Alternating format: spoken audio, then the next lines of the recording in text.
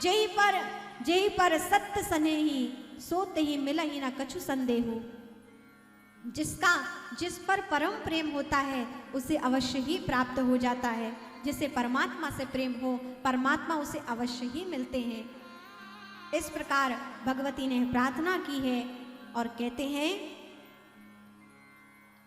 तुरंत मां विग्रह से बोल पड़ी, मन जाहि राचेहु मिलहि सोवर सहज सुंदर सावरो करुणा निधान सुजान शील स्नेह जानत रावरो एहि भांति गौरी असीस सुनसी सहित हिय हर्षित अली तुलसी भवानी पूजि पुनि पुनि मुदित मन मंदिर चले मुदित मन मंदिर चले मुदित मन मंदिर चले।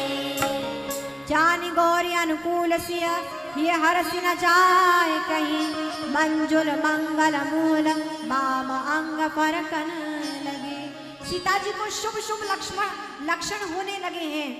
शुभ फल, बायां भाग फड़कने लगा है, बाईं भुजा फड़कने लगी है, दिव्यता सुगंधी का अनुभव होने लगा है, चौरी कृपा का दर्शन हुआ, माँ भगवती के कंठ का हार उनकी झोली में गिरा।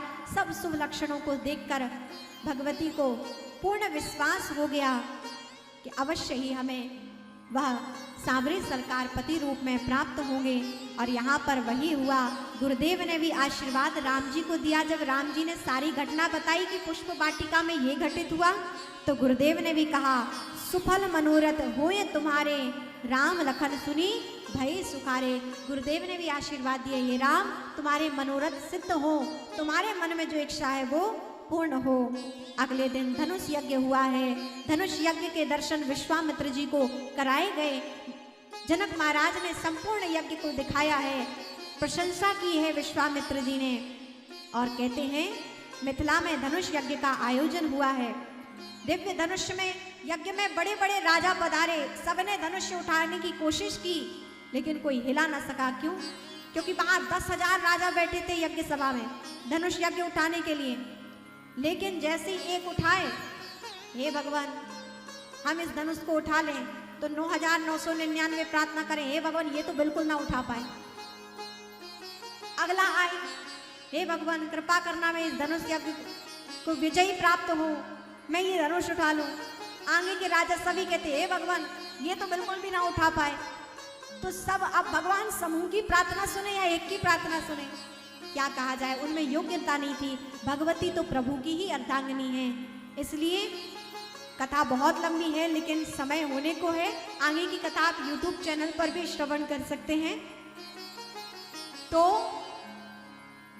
क्योंकि कथा का समय टीवी पर तो 7 बजे ही है और हमें उत्सव की ओर चलना है। आइए एक बार जय श्री राम, जय श्री राम, जय श्री राम। सदानंद जी बैठे हैं, विश्वामित्र जी बैठे हैं, दिव्य सिंहासन बिठाया है। राम लक्ष्मण सिंहासन पर बैठे हैं, विश्वामित्र जी सिंहासन पर बैठे। जब कोई राजा धनुष यज्ञ ना उठा सका तो महाराज जनक क्रोध में भर गए। क्या ये संपूर्ण पृथ्वी सूरवीरों से वंचित हो गई है? क्या अब कोई सूरवीर नहीं? क्या मेरी पुत्री कुंवारी ही रह जाएगी? क्या धराधाम सूरवीरों से कम हो गया है, विहीन हो गया है? जैसे ये बात लक्ष्मण जी ने सुनी, लक्ष्मण जी तुरंत कुपित होकर खड़े हो गए। हे महाराज जनक, जिस सभा में मेरे भैया राम बैठे हो वहां इस प्रकार की बातें नहीं होती हैं। आप नहीं जानते ये कौन है? अरे जिन्हें पृथ्वी को अपने खिलौने की भांति हिलाकर पटक दे, ये वो भगवान राम हैं। और आप कहते हैं कि पृथ्वी सूरवीरों से खाली हो गई है। जहां मेरे राम बैठे हो वहां इस प्रकार की बातें नहीं होती। महाराज जनक क्रोध में आ गए। भैया राम ने कहा, लक्ष्मण धीर धरो, आगे होने वाले ससुर यही हैं, इस प्रकार से बातें नहीं की जा सकती हैं, भैया धीर धरो। विश्वामित्र जी ने कहा, उठो राम भंजहु भवचापा। उठो राम, ये धनुष तुम्हारी ही प्रतीक्षा कर रहा है। भगवान राम उठे, गुरुदेव का आदेश पाया। उठकर सबसे पहले महाराज दशरथ महाराज जनक को प्रणाम किया। हे महाराज, आपकी इस पावन भूमि यज्ञ में हम आए हैं, आपको प्रणाम करते हैं। गुरुदेव सतानंद जी को प्रणाम किया, अपने गुरुदेव विश्वामित्र जी को प्रणाम किया, भगवान शिव जी का स्मरण किया, क्योंकि शिव जी के द्वारा प्रदत्त वह शिव धनुष था।